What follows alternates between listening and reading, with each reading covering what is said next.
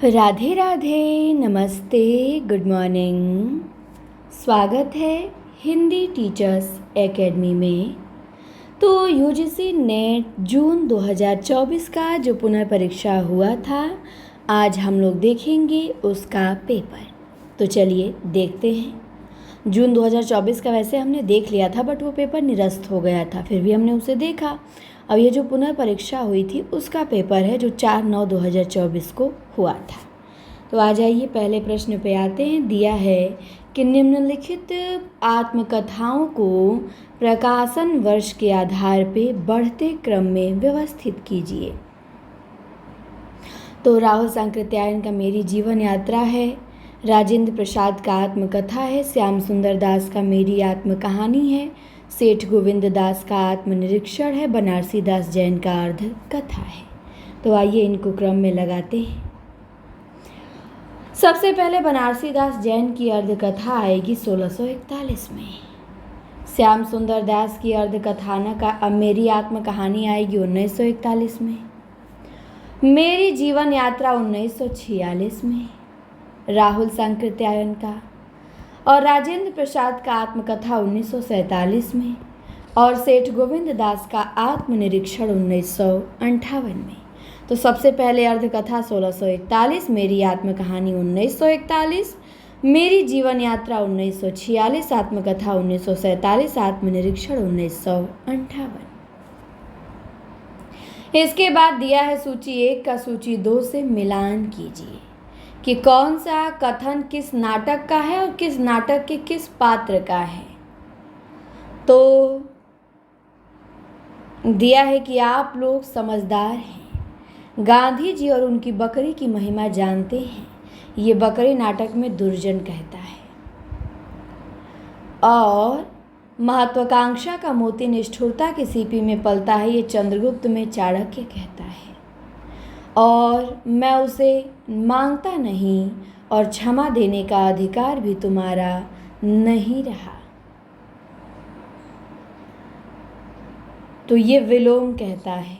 और मैं इस समय अपना तुम्हारे पास होना बहुत आवश्यक समझता हूँ, ये चंद्रगुप्त नहीं, एक मिनट, उल्टा हो गया ये दोनों। आइए यहाँ देख लेते हैं। मैं उसे मांगता नहीं और क्षमा देने का अधिकार भी तुम्हारा नहीं रहा, ये चंद्रगुप्त ही कहता है चंद्रगुप्त नाटक में। सही था। और आप लोग समझदार हैं, ये गांधी जी वाला बकरी नाटक से दुर्जन सिंह कहता है। तो ध्यान देंगे, मैं उसे मांगता नहीं और क्षमा देने का अधिकार भी तुम्हारा नहीं रहा, ये चंद्रगुप्त कहता है। सही हम लोग मिलाए थे। इसके बाद महत्वाकांक्षा का मोती चाणक्य कहता है, और मैं इस समय अपना तुम्हारे पास होना बहुत आवश्यक समझता हूँ, यह आषाढ़ का एक दिन में विलोम कहता है। इसके बाद आगे आते हैं। तीसरा प्रश्न है कि कौन सी रचना संस्मरण है। तो आपको पता है बापू घनश्याम दास बिरला का संस्मरण है, टूटा तारा राधिका रमण प्रसाद सिंह का संस्मरण है, एल्बम सत्यजीवन वर्मा भारतीय का संस्मरण है। तो ए, बी और ई तो संस्मरण हो गया, सी ऑप्शन। साधना गद्य काव्य है राय कृष्ण दास का, और मुक्ति फौज रिपोर्टाज है श्रीकांत वर्मा का। चौथे में आ जाइए, और चौथा में दिया है वह वाक्य किस उपन्यास का है कि मनुष्य का मन है भैया, जब कभी भटक जाता है तो रो पड़ता है। तो यह वाक्य किस उपन्यास से है, तो मानस का हंस से है कि मनुष्य का मन है भैया, जब कभी भटक जाता है तो रो पड़ता है। पांचवा प्रश्न आ जाइए, देखते हैं क्या है। पांचवा है कि राष्ट्रभाषा केवल रईसों और अमीरों की भाषा नहीं हो सकती, उसे किसानों और मजदूरों की भाषा बनना पड़ेगा। कहानी के संदर्भ में ये कथन किसका है, तो ये मुंशी प्रेमचंद का कथन है। 6 नंबर में दिया है संकेतार्थक वाक्य का उदाहरण है। तो संकेतार्थक वाक्य है कि यदि वह परिश्रम करता तो सफल अवश्य होता। ये संकेतार्थक वाक्य का उदाहरण है कि यदि वह परिश्रम करता तो सफल अवश्य होता। 7वें में आ जाइए। 7वां है कि छायावाद विलायती अभिव्यंजनावाद का नया संस्करण है। ये कथन किसका है, रामचंद्र शुक्ल का है कि छायावाद विलायती अभिव्यंजनावाद का नया संस्करण है। कौन कहता है, शुक्ल जी कहते हैं। 7 के बाद 8वें में आ जाइए। और 8वां दिया है कि कौन सा कथन अंधेर नगरी नाटक के बारे में गलत है।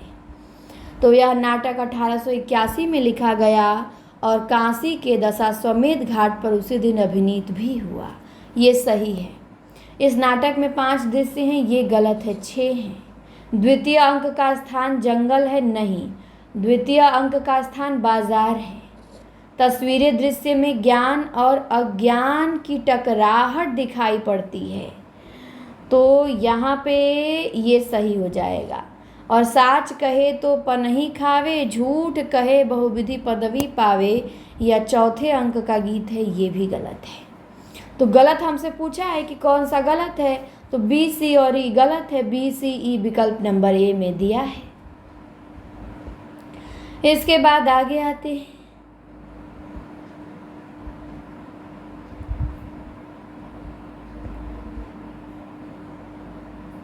और जो ये गीत है साच कहे तो पनही खावे, झूठ बहुविधि पदवी पावे, ये 5वें अंक में है और राग काफी में गोवर्धन दास गाता है कि साच कहे तो पनही खावे और झूठ बहुविधि पदवी पावे। इसके बाद 9 नंबर में आते हैं। दिया है गोदान उपन्यास से संबंधित है कौन कौन से कथन। 5 कथन दिए हैं। तो गोदान उपन्यास से संबंधित है कि मैं तो सोनारी वालों से कह दूंगी कि अगर तुमने 1 पैसा भी दहेज में लिया तो मैं तुमसे ब्याह न करूंगी, ये सही है। फिर है कैसी चाकरी और किसकी चाकरी, यहाँ तो कोई किसी का चाकर नहीं, सभी बराबर हैं, ये गोदान से नहीं है। इसके बाद आते हैं सी नंबर में, देखते हैं क्या है। तो दबे पांव उठे बच्चे के पास जाकर एक बार उसे देखा और पत्नी को अपना ओढ़ा हुआ दुसाला उड़ाया, ये भी गोदान से नहीं है।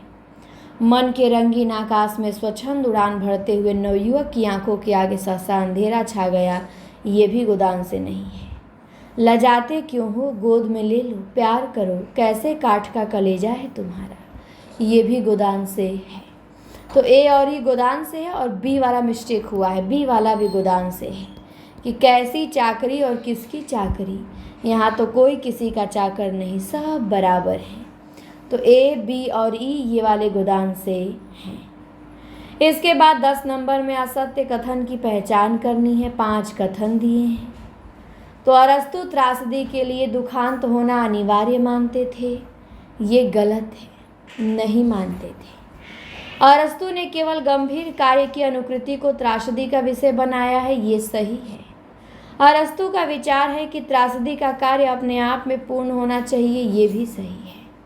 कथा वस्तु से अरस्तु का तात्पर्य घटनाओं के विन्यास से है, यह कथा वस्तु को त्रासदी की आत्मा मानता है, ये भी सही है। अरस्तु का मानना है कि बिना चरित्र चित्रण के त्रासदी संभव नहीं है, किंतु कार्य व्यापार की अवहेलना की जा सकती है, ये गलत है। गलत पूछा है तो ए और ई गलत है।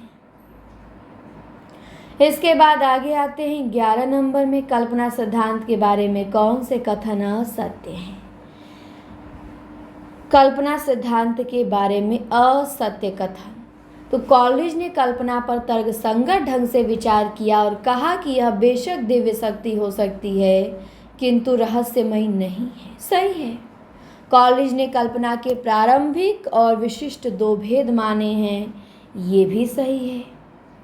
मुख्य या प्रारंभिक कल्पना एक आत्मिक ऊर्जा है जिसमें मना शक्ति अथवा आत्मशक्ति के अन्य सभी पहलू, प्रत्यक्ष ज्ञान शक्ति, विचार शक्ति, संकल्प शक्ति, मनोवेग आदि सभी समाहित हो जाते हैं।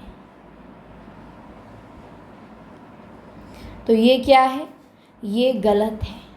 इसके बाद है कि कॉलेज प्रज्ञा को प्रतिभा से ऊंचा मानते हैं, उसी प्रकार ललित कल्पना को कल्पना से श्रेष्ठ समझते हैं, ये भी गलत है। कॉलेज ने गौड़ या विधायक कल्पना को मुख्य कल्पना की प्रतिध्वनि माना है, ये सही है। तो गलत है सी और डी। इसके बाद आगे आ जाइए। नागमती वियोग खंड की पंक्तियों को पहले से बाद के क्रम में लगाना है, तो आइए यहाँ लगाते हैं। सबसे पहले आएगा कि झुरी झुरी पिंजर है, भई बिरह काल मुहि दिन। जिनघर कंताते सुखी तिन्ह गारो अवगर, पीयूष कहूँ संदेशड़ा हे भौरा हे काग, यह तन जारो छार के कहो कि पवन उड़ाए, अब बरस दिवस धन रोई के हारी परिचित झंकी। तो झरी झुरी पिंजर है भई बिरह काल मोही दिन, और जिनघर कंताते सुखी तिन्ह गारो अवगर, पीयूष कहूँ संदेशड़ा यह तन जारो छार के कहो कि पवन उड़ाए, अब बरस दिवस धन रोई के हारी परिचित झंकी। तो ये सभी नागमती वियोग खंड से जैसी की पंक्तियों का क्रम है। इसके बाद साकेत के नवम सर्ग की पंक्तियों को लगाना है पहले से बाद के क्रम में। आइए इसे देखते हैं। सबसे पहले आएगा करुणे क्यों रोती है, उत्तर में और अधिक तू रोई, मानस मंदिर में सती पति की प्रतिमा था, वेदने तू भी भली बनी, सखी पतंग भी जलता है हाँ दीपक भी जलता है, निरख सखी ये खंजन आए। तो ये इनका क्रम है। इसके बाद आगे आते हैं। आगे है 14 नंबर की पंक्ति। 14 नंबर में काव्यशास्त्री आचार्यों को काल क्रमानुसार व्यवस्थित कीजिए। तो रुद्रट रुद्रट सबसे पहले आ जाएंगे नविशती में, ध्यान रखिएगा। रुद्रट नविशती में, रुद्र भट्ट 10वीं सदी में, भट्ट तो 10वीं सदी में, अभिनव गुप्त 10वीं 11वीं सदी में, और धनिक धनिक 11वीं सदी में। तो रुद्रट 9वीं सदी, रुद्र भट्ट 10वीं सदी, भट्ट तौत 10वीं सदी, अभिनव गुप्त 10वीं 11वीं सदी, और धनिक भी 11वीं सदी। तो ध्यान दीजिएगा, रुद्रट 9वीं, रुद्र भट्ट 10वीं, भट्ट तौत 10वीं, अभिनव गुप्त 11वीं, धनिक 11वीं। 15 नंबर में है कि कौन सा कथन चीफ की दावत में श्यामनाथ का नहीं है। मुझे गांव के लोग बहुत पसंद हैं, तब तो तुम्हारी माँ गांव के गीत और नाच भी जानती होंगी। ये तो चीफ का कथन है, श्यामनाथ का नहीं है। फिर है कि मैं नहीं चाहता कि उस बुढ़िया का आना जाना यहाँ फिर से शुरू हो, पहले ही बड़ी मुश्किल से बंद किया था। तो ये भी नहीं है। अच्छा, ये पूछा है कि कौन से कथन श्यामनाथ के नहीं हैं।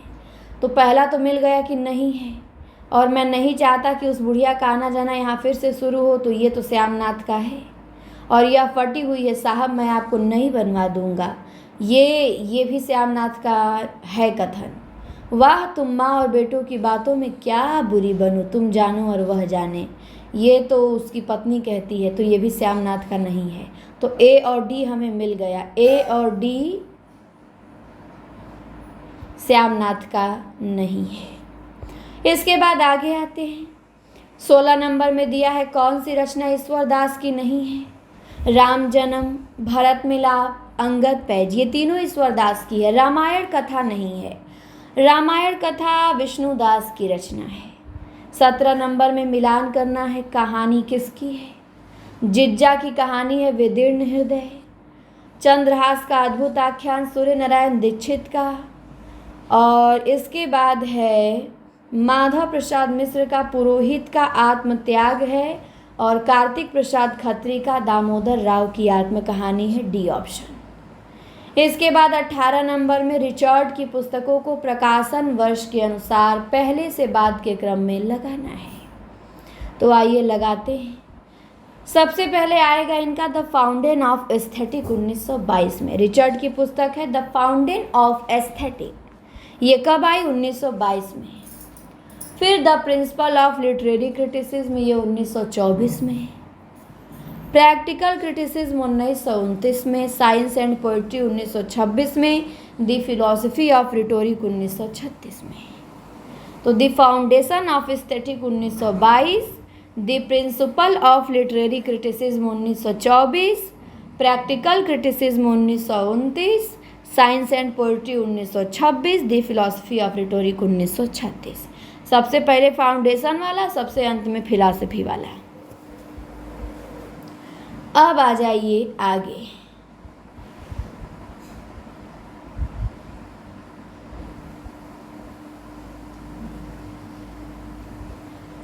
और 19 नंबर का प्रश्न है कि किस उपन्यास में अपने लिए सज्जनों का कृपाभिलाषी संबोधन का प्रयोग लेखक द्वारा भूमिका में किया गया है?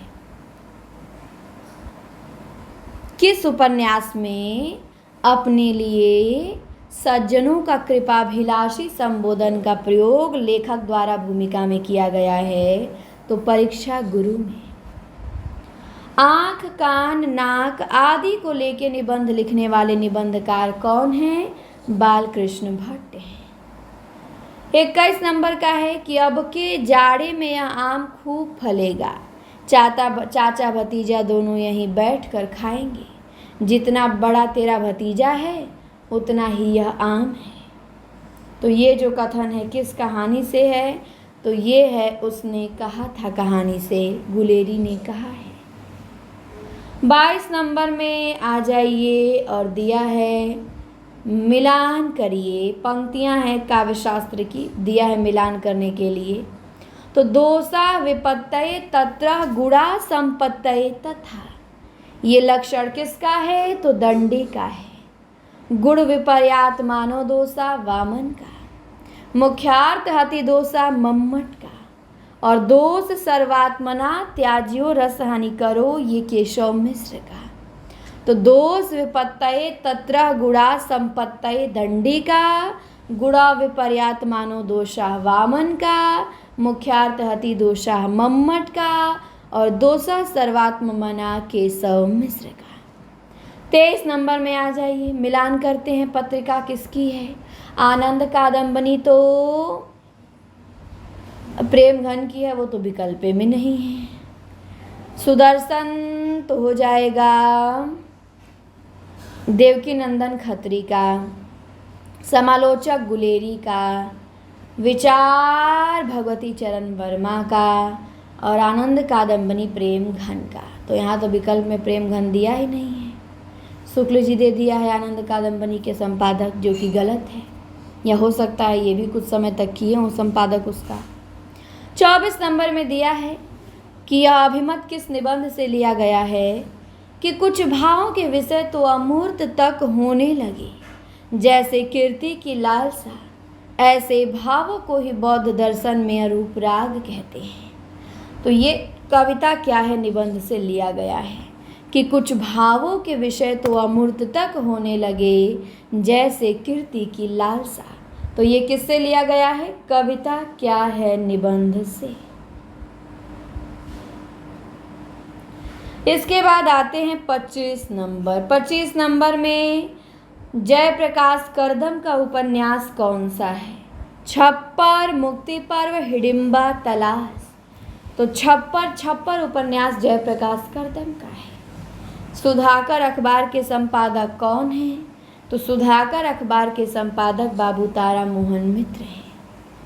फिर 27 नंबर में दिया है कि जायसी में मृत्युबोध की त्रासद अंतर्दृष्टि है, पद्मावत का प्रतिपाद्य पद्मिनी का सती होना नहीं है। ये पंक्ति किस इतिहासकार की है? तो ये बच्चन सिंह की है कि जायसी में मृत्युबोध की त्रासक अंतर्दृष्टि है, पद्मावत का प्रतिपाद्य पद्मिनी का सती होना नहीं है। ये बच्चन सिंह कहते हैं। 28 नंबर में सर्वदमन किस उपन्यास का पात्र है? राग दरबारी का। सर्वदमन पात्र किसका? राग दरबारी का। 29 में अर्थवान कंठोदगीर्ण ध्वनि समष्टि ही भाषा है। भाषा की ये परिभाषा किसने दिया है? सुकुमार सेन ने। अर्थवान कंठोदगीर्ण ध्वनि समष्टि ही भाषा है। भाषा की ये परिभाषा सुकुमार सेन ने दिया है। 29 के बाद आते हैं 30 नंबर में। 30 नंबर में आ जाइए और मिलान करने को दिया है काव्य सिद्धांत और दार्शनिक मत। तो उत्पत्तिवाद मीमांसा दर्शन, अनुमितिवाद न्याय दर्शन, भुक्तिवाद सांख्य दर्शन, अभिव्यक्तिवाद शैव दर्शन। तो ध्यान देंगे, उत्पत्तिवाद मीमांसा दर्शन, अनुमितिवाद न्याय दर्शन, भुक्तिवाद सांख्य दर्शन, अभिव्यक्तिवाद शैव दर्शन। फिर 31 नंबर में दिया है कि सरोजनी नायडू और मैथिली शरण गुप्त से लेकर अपने कनिष्ठ कथाकार फणीश्वरनाथ रेणु तक 12 लेखक बंधुओं के संस्मरण को अज्ञे ने किस संस्मरण में संकलित किया है? तो स्मृति लेखा में। 32 नंबर में मिलान करना है कि कौन से निबंध से कौन सा कथन है। अशोक के फूल केवल एक फूल की कहानी नहीं है, भारतीय संस्कृति का अध्याय है। ये तो संस्कृति और सौंदर्य से है। आत्म जागरण बनाम राष्ट्र जागरण गीत का प्रथम कड़ी का भाव प्रवाह दोनों है। इसके बाद है किस ओर राम मुड़े होंगे बारिश से बचने के लिए, ये तो मेरे राम का मुकुट भीग रहा है से। और आत्म जागरण बनाम राष्ट्र जागरण गीत की प्रथम कड़ी का भाव प्रवाह दोनों ओर है, ये उठ जाग मुसाफिर निबंध से। इसके बाद है रीत आशिकों की तनमन निसार करना, रोना सितम उठाना और उनको प्यार करना मजदूरी और प्रेम से। 33 नंबर में है साधारणीकरण के बारे में कौन से कथन असत्य हैं? तो किसी असाधारण पदार्थ का साधारण रूप में गृहीत होना साधारणीकरण व्यापार कहलाता है, सही है। काव्य नाटक में साधारणीकरण विभावादि के सम्मिश्रित क्रियाकलाप के समस्त घटना चक्र का होता है, ये भी सही है। साधारणीकरण व्यापार द्वारा सहृदय अपने समस्त पूर्वाग्रहों से विमुक्त हो जाता है, ये भी सही है। डॉक्टर नगेंद्र ने आलंबनत्व धर्म का साधारणीकरण माना है, ये क्या है? ये गलत है। कवि की अनुभूति के साधारणीकरण को आचार्य शुक्ल सहित सभी काव्य शास्त्री आचार्यों ने मान्यता दी है, ये भी गलत है। तो डी और ई गलत है, बाकी सब सही है।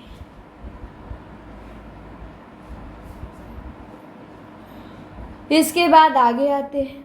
34 नंबर का प्रश्न है कि काव्य उस शब्दार्थ को कहते हैं जो दोष रहित हो तथा जिसमें गुण नित्य रूप से और अलंकार अनित्य रूप से विद्यमान हो।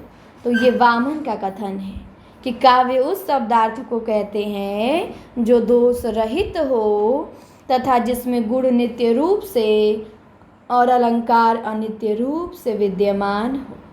तो ये वामन कहते हैं। 35 नंबर के क्वेश्चन में आते हैं। 35 नंबर में है कि दोष रहित या गुण सहित कछुक अल्प अलंकार शब्द अर्थ सो कवित है ताको करो विचार। ये काव्य लक्षण किस आचार्य का है? तो ये काव्य लक्षण कुलपति मिश्र का है कि दोष रहित या गुण सहित कछुक अल्प अलंकार किसका?